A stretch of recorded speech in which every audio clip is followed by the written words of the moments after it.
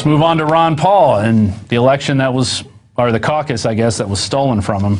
We have a clip here, and we found this today. One of our listeners sent this in to us, and has Linda Wertheimer from NPR interviewing Edith Pfeffer, and she's the Republican chair of Clinton County. And this is what she had to say about all the weird happenings that went on that night. Let's go to that clip. I had received a phone call. This is Edith. I had received a phone call about 11:20 from the Romney worker who had been working in our county, and he said he needed the count. And I said, well, why do you need the count for 2-2? And he said, well, they don't have it in Des Moines. And I said, but I know they were called in. Huh? And he said, well, I think that there was a computer glitch, that the computers went down. And I said, oh, okay. And so I gave him the requested numbers. And so did your own precinct, did Clinton County come out the way you thought it would? I really thought that Ron Paul was going to do a little better than he did tonight. So as you can see, she thought Ron Paul was going to win. Yet it didn't turn out that way. Mitt Romney took that county, I think, by about a little over 200 votes. And she didn't see it that way, but when the Romney people called and got the numbers, everything seemed to work out fine. We got another article from the Red Dirt Report. Cockeyed Hawkeyes, Romney wins in Paul-friendly super caucus. Here's a different caucus in a different county. Let's see. It was Coralville, just outside Iowa City. And at the Super Caucus, Red Dirt Report covered in Coralville, Iowa, just outside Iowa City, there was not a single Romney sign visible in or around the large conference center. Yet he would go on to win, despite Ron Paul signs outnumbering the Rick Santorum and Rick Perry signs 7-1. And if you go back to the original, go back to that first graphic that actually shows the Coralville presidential straw poll results. You see Ron Paul there with twice as many as Romney had in that particular district. And then we got this long quote here. Where did Romney's support come from in Coralville? He would get 262 votes according to the Des Moines Register, and Ron Paul would get 203. Precinct 4, which we covered, overwhelmingly went to Paul, which we saw in those numbers. He got double of Romney, more than double. And there seemed to be a lot of activity going on in Precinct 6. And in Brad's blog, he put up the rules that they actually made a change to the rules right before the caucus, and it was to allow no photo ID necessary for any voter in the Republican Iowa caucus. And I guarantee you, I've heard this issue raised up many times by the Republicans about how they want to have IDs on everybody who's going to vote. So it keeps the illegals from voting and all this. But it doesn't matter in the Iowa Republican caucus. Then it doesn't matter. As many people as we can stuff through the door to vote for our two shill warmongering candidates, we're going to do that because we either want Obama in or we want Romney, and or maybe, I don't think they really want Santorum or Gingrich, but I think it's going to be, this push for Romney, that he's our savior. Let's go back to that long quote at the end of it.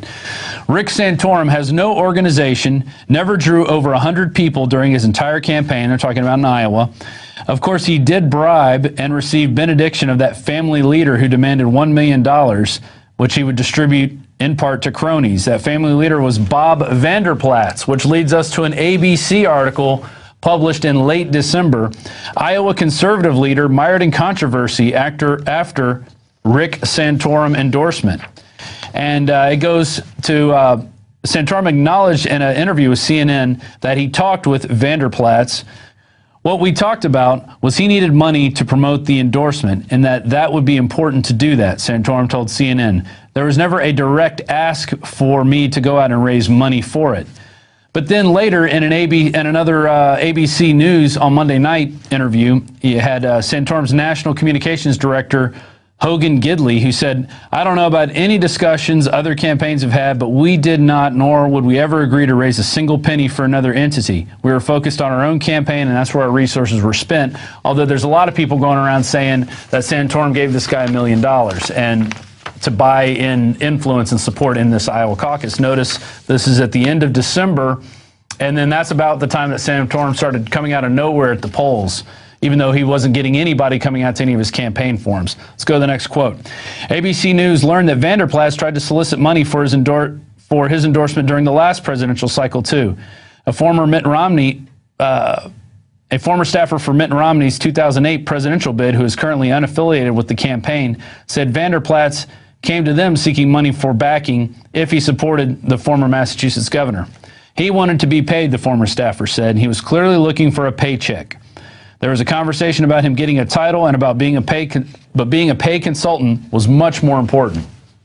So you have this religious leader in Iowa who's looking for money, and then with that money, he's going to go out and get influence. And I think if you follow the money, that's where you'll see it will lie to Vanderplatz helping out Rick Santorum, especially in those rural counties where it's all done gentlemanly, like what we heard from Karl Rove last night, which we're going to play right now. Romney is going to win the Iowa caucuses by 14 votes. How solid is your evidence? From a pretty good, reliable source. They made the correction in Story County, which moved it from an 18-point margin for Santorum to a 4-vote margin for Santorum. Clinton County, right. They have the one outstanding precinct in the state, and that it will show an 18-vote victory in that precinct for Mitt Romney, which will give him a statewide victory of 14 votes over. From out of nowhere, it's Rick Santorum. So I don't understand. You're saying that they basically have come to an agreement as to what the vote's going to be in Clinton? The person who's got the official piece of paper is missing. But the Romney and Santorum people who are monitoring it agree on what the number is. They apparently have rounded up the representatives of the camps who have agreed, yes, we were there, we know exactly what the vote total was, and we both agreed to what it was. So the official was Edith Pfeffer. She was at her home sleeping.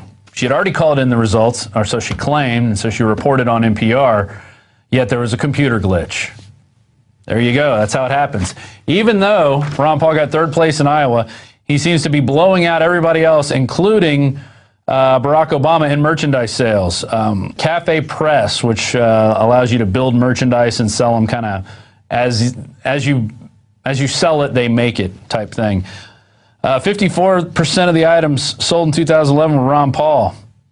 18 went to President Obama, 11% went to Rick Perry, and 9% went to Mitt Romney, Mittens Romney, as they call him. And just to let you know, we offer a few T-shirts, Ron Paul T-shirts here at InfoWars. So if you want to support Ron Paul, support our operation, there you go. Pick up a Ron Paul T-shirt. Let people know out there. Let's keep putting up signs. Let's keep putting up bumper stickers. Let's keep showing people that Ron Paul is the people's candidate. He's not bought by these giant corporations that want to warmonger and tell the rest of the world what to do.